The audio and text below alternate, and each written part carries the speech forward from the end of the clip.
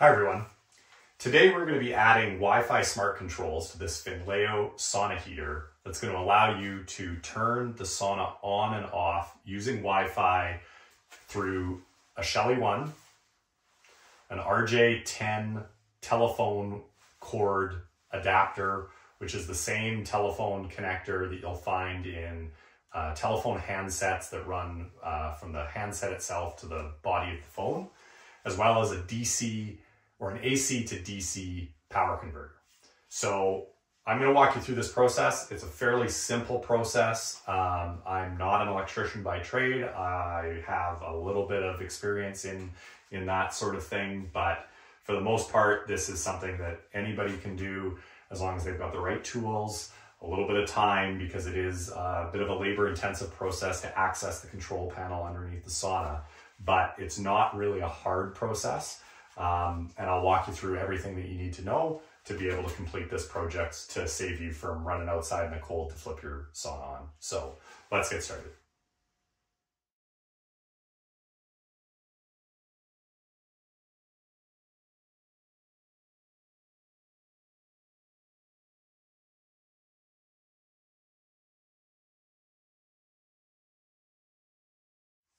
So you might ask yourself, why am I trying to hack together a DIY Wi-Fi controller for this sauna when Finnleo themselves make what's called the SL2 Smart Wi-Fi sauna controller?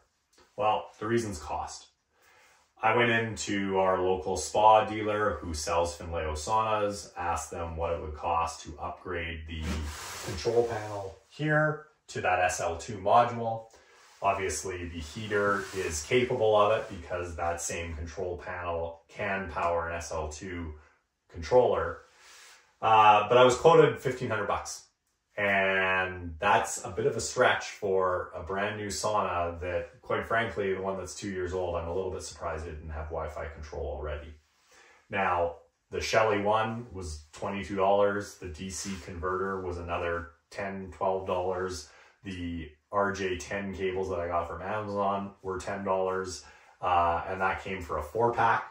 And then the odd bit of extra 18 gauge wire and things like that I used to put it all together. I'm probably into this for 80 bucks Canadian, very reasonably priced, and provides almost the same functionality as the SL2 controller, with the exception that with that controller, you would be able to adjust temperature and things like this. With this setup, all that external switch does is it turns it on or off. Now, when it turns it on to the last remembered settings. And I have never adjusted the temperature settings on this controller. I have always had it cranked to as hot as it possibly can get. And so if that's the way that you set your sauna up and you rarely use this apart from turning it on and off, this is a great option, and it's super cheap compared to what they want to replace this controller unit itself. So this DIY project works with the Finnleo saunas because on the control board, Finnleo added a port for an external switch. Now, why would you need an external switch? Well, these saunas were sold and are sold for commercial settings. And the external switch option was a feature that you could add in that would allow you to have a secondary switch to turn the sauna on and off, say from the front desk of a spa, where you'd want to know whether the sauna was turned on, and the ability to turn that off for safety reasons or for basically any other reason when the person comes in to warm the sauna up before people show up without having to actually go to the sauna. And so these control boards have that port for the external switch. And so what we're going to be doing is we're going to be not using their external switch because that's a hardwired solution, and we're going to be modifying that with the Shelly 1. So this project should work on a variety of Finnleo or Tylohelo sauna heaters. The model that I have here is the Himalaya 9 kilowatt model, but the control boards that allow you to do this modification are shared by a whole variety of Finnleo sauna heaters. You can check online, check the installation manual. I'm going to throw a picture up of the control board itself. And if your manual has the same control board, chances are you'll be able to do this project. So what you'll need, you're going to need a Shelly one. Shelly one's a Wi-Fi smart relay. It's a tiny device, about this big, and it allows you to control a switch. Now, the nice thing about the Shelly one is it can be powered by a 12-volt DC power source. Now, you do have to make some adjustments to the internals of the Shelly. Very straightforward. It's in the instruction manual of the Shelly, and I will go through that as we go through the install. The other thing you're going to need is an RJ10 telephone cord adapter. I bought this on Amazon. They came in a 4-pack. I liked it because it was basically just the connector and some wires that I would then crimp on and heat shrink some longer wire onto this to be able to run down the bottom of the sauna and into where my Shelly is going to be and my 12-volt AC to DC converter. But honestly, if you had a old telephone sitting around, a corded one, if you had some old RJ10 wire around the house, you could use that too. You just have to cut it, take off the sheath, and then wire things up with whatever wire you're going to use to connect to the Shelly. The other thing that you're going to need is a AC to DC converter. I bought a universal one on Amazon. Again, links to all the products that I bought will be in the description. But if you've got another DC converter lying around the house, you can use that. It just may be a little bit different in terms of the connection. But that unit allowed for a plug that would allow an input of some 18 gauge wire into it. And that's what you're going to use to power the Shelly. Now, before we get started, most important thing is be safe. Saunas require a lot of power. And so you want to make sure that when you're messing around with the control board, which is where the main power line comes in, that you're not going to get zapped. So before you do anything, you want to make sure that you shut the breaker off to the sauna so that no power is going to the sauna. In my setup, this sauna is on a separate breaker, including the lights and the sauna heater itself. So for when I was doing this work, those items were completely turned off, confirmed that there was no power running through the system.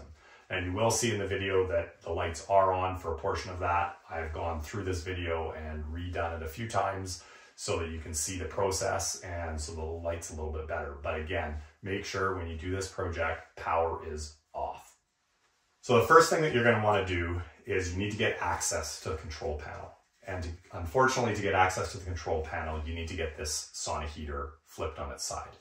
So in my setup, you're going to want to remove the cedar guard, and you're going to want to remove the top rack, and you're going to want to remove all of the rocks from inside the unit. These units are actually pretty light when they have no rocks in them. So once you get the rocks out, it'll be much easier to deal with. You don't want to tip it on its side because the feet on the bottom of it are not actually that structurally supported, at least on this model. And by tilting them, you can actually bend the base and you can cause some damage there. So you want to make sure that you've taken all of the rocks out of the sauna heater, and you can set them on the side.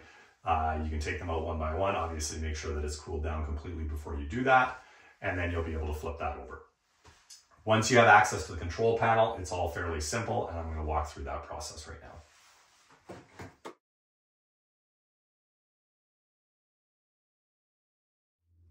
With the power off, you'll now want to remove the black cover that was on the front here, exposing the main power wires as well as the control wires and the thermostat sensor. You'll want to remove those now so that you can have room to work on the bottom of the unit.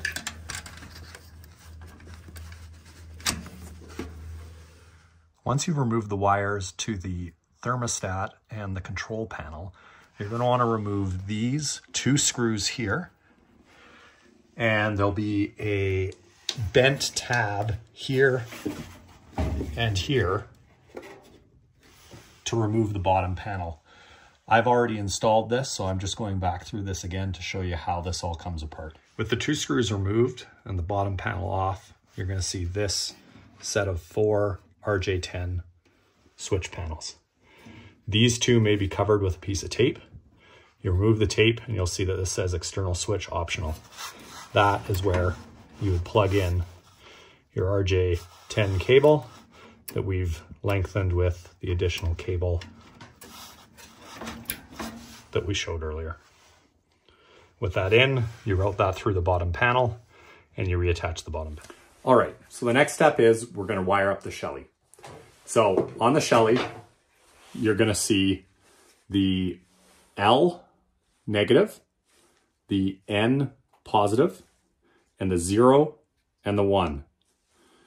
These are the 4 bolts that we're gonna use. We're gonna ignore the SW. That's if you had an actual external switch that you also wanted to be able to manually control. But for this setup, you're not gonna need that.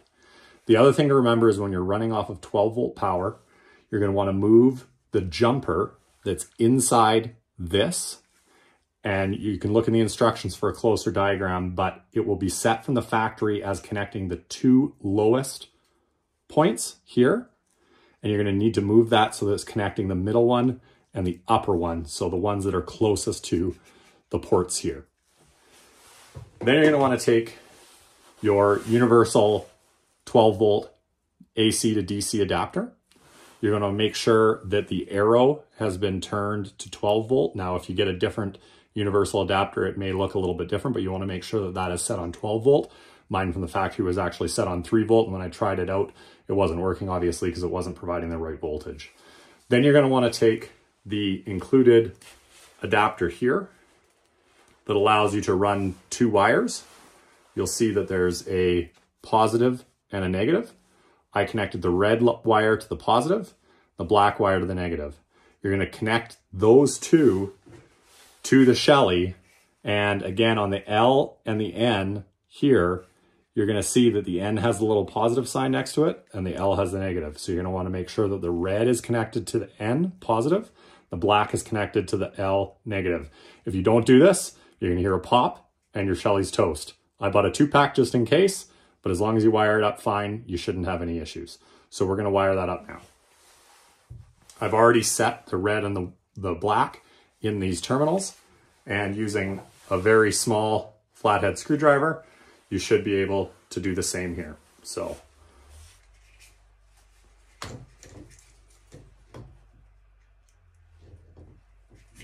make sure that these are twisted. You're going to connect into the hole like that. And then you're going to take that screwdriver and just flatten that down. You don't, with the Shelly, really need a lot of exposed wire because the holes aren't very deep. So then you're going to do the same for the black. So you're going to stick that in, and then you are going to snug up the L negative until that is tight. Just do a quick check, make sure that that's not going to come loose. These also aren't going to come loose. And again, your thing's set to 12 volt. Okay, the next thing you're going to do is you're going to take the red and the black wire that came from the RJ10 jack. Again, I wired up the green and the yellow as well when I extended them because I wasn't sure which wire worked. For your application, you actually don't need to worry about wiring up the green and the yellow wires at all from the RJ10 short little stub jack that you got. You can just worry about the red and the black, save yourself some wire. So now what you're gonna do is you're gonna take the red and the black and you're gonna attach those to the 1 and the 0 port. It doesn't matter which one because all that port is doing is connecting the circuit. So I'm gonna do that now. Again, on the Shelly, you've got your 0 on the far side, 1 right inside. Just for symmetry's sake, I will connect the red on the outside here. And again, tighten that with your tiny flathead screwdriver. And then you are going to take the black, make sure Those are twisted, and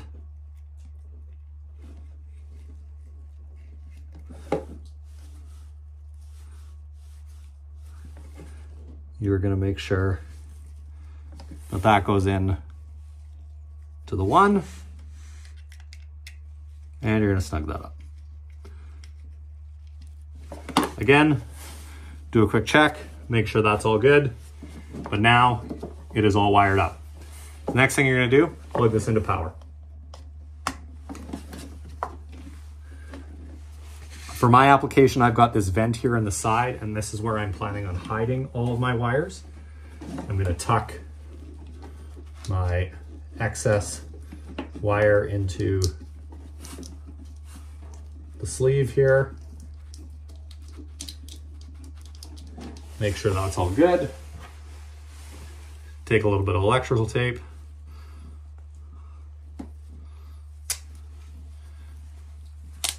Just put a little bit of that on the outside.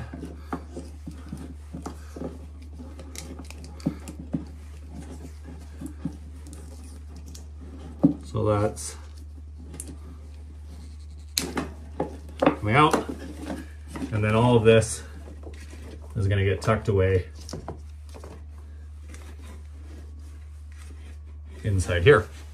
So my final setup looks a little like this. I'm actually going to take the opportunity now that I've brought power inside the sauna, I'm actually going to wire up a little wireless speaker so that I can have some music inside the sauna should I want to. Now that we have everything wired up, we're going to put the sauna rocks back into the sauna itself.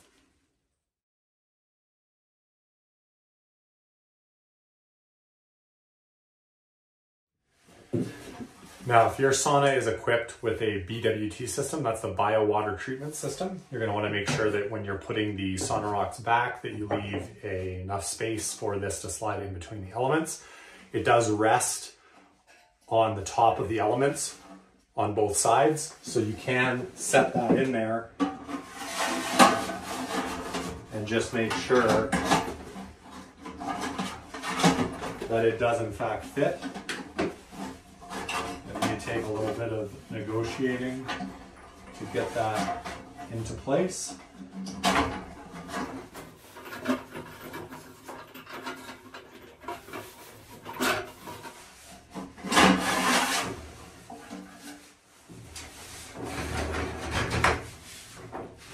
And what you may find is if you've loaded the rocks up too high, you may not be able to drop that in, because as it spreads the elements out, there may not be enough room to spread that out. So you may want to install this a little bit before you actually get rocks to the bottom of it, because again, it's not really supported by the rocks itself.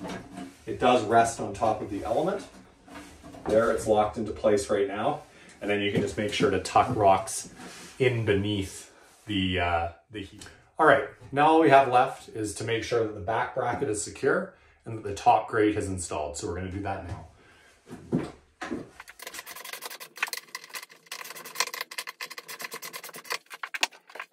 So this top bracket fits in through the holes in the back. Friction fit underneath. Line up the screw holes. Try not to drop your screws.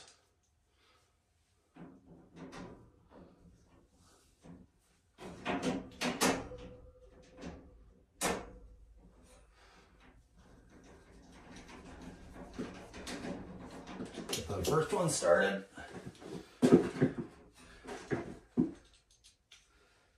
Second hole is lined up.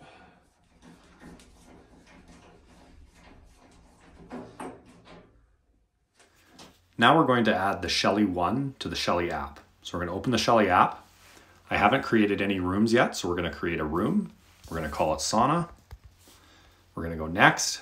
Now I've already loaded a stock image of my sauna into the system. If you didn't want to use one of the stock images, you can select upload image and pick your own image. I've already got mine loaded up, so I'm going to hit done.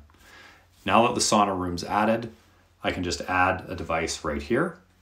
I've already loaded in my Wi-Fi information. That's my SSID and password. I'll go next. Next thing I'm going to do is select the Shelly one from the list. I'll be prompted with the join Wi-Fi network. I'm going to hit join and wait for it to do its thing.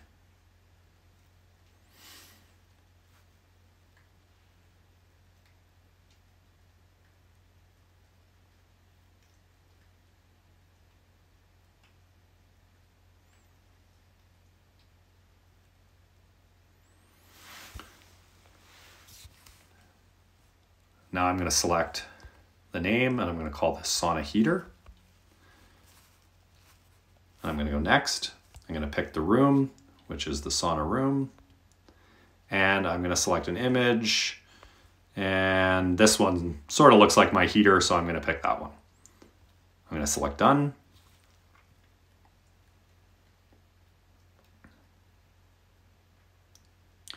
Now it's set up. It will hold on pending connection for a few seconds.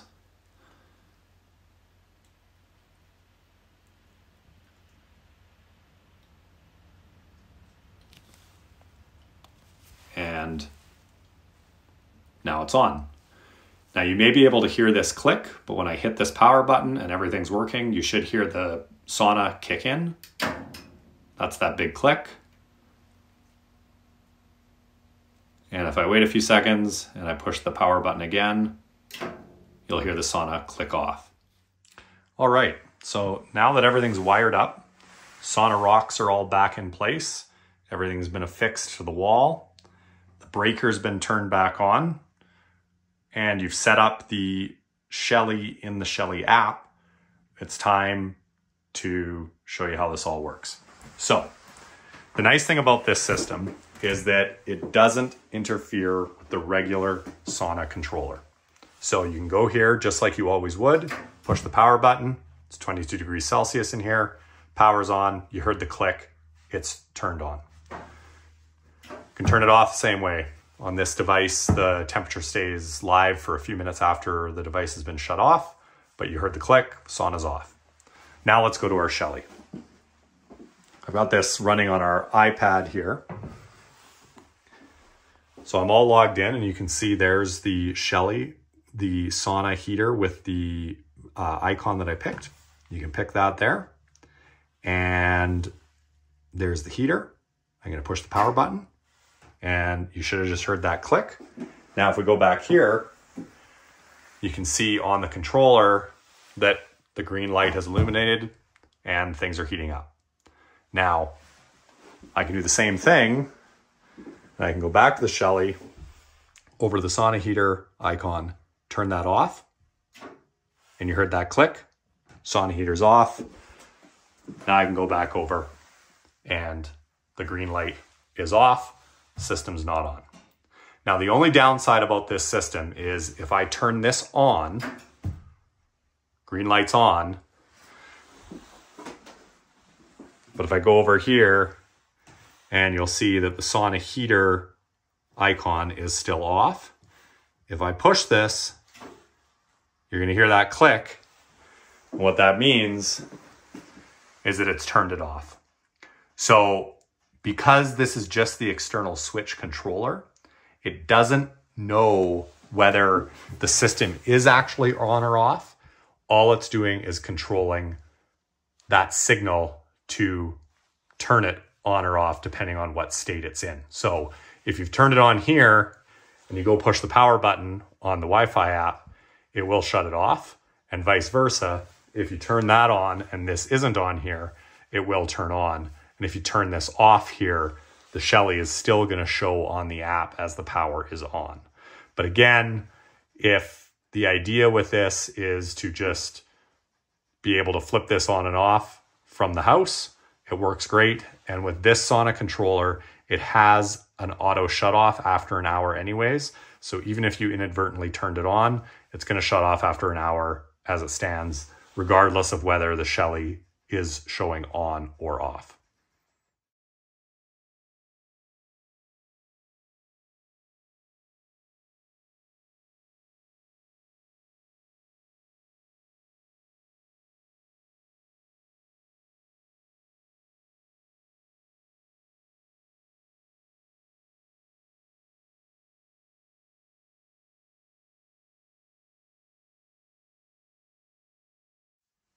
All right, well, I hope this video was helpful in this DIY project to add Wi-Fi controls to your Finnleo sauna. Like I said at the beginning of the video, all you really need is that Shelly 1, the AC to DC 12 volt converter, and basic telephone wire RJ10 connectors. A little bit of extra wire, some electrical tape, some housing, and then a bit of time to be able to do the project. But again, from what the Finnleo company charges for a Wi-Fi SL2 controller to be able to turn that sauna heater on from anywhere in the world, this is a very inexpensive DIY option that should turn a lot of old Finnleo saunas into a bit more of a modern setup to save you from having to run outside. So hope you enjoyed the video. Hope it was helpful. Shoot me any questions or comments in the comments section. I'll try to get to them as best I can.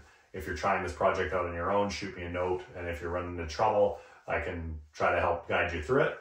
But again, thanks for watching. Hopefully it's helpful, and enjoy the sauna.